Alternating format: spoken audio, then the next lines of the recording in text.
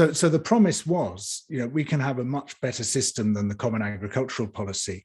And that would not be difficult, because it would actually be really hard to come up with a worse system. I mean, the common agricultural policy, it insists that wildlife habitat is destroyed. If you want to receive your basic payment, the land has to be in what's called agricultural condition, which means it doesn't have so-called permanent ineligible features on it, which you and I know as wildlife habitat.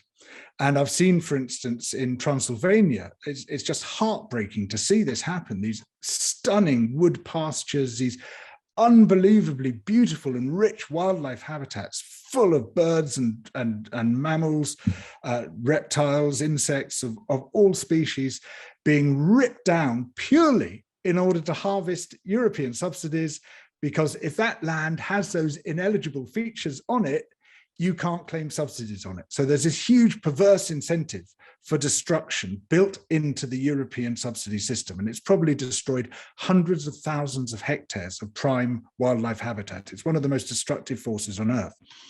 So anything the UK does couldn't possibly be worse than that. However, they'll make their best effort at ensuring it's a really crap solution. And what we're seeing is all the sort of bold statements that the Conservatives made gradually getting watered down, getting the marrow sucked out of them.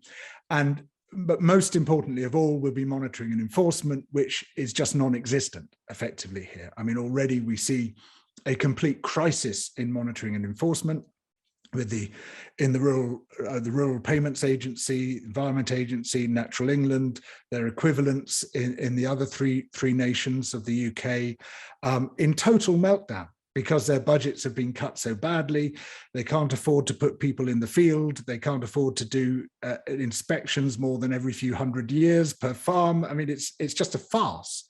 And so whatever the rules say on paper, if there's no monitoring and enforcement, those rules are a dead letter.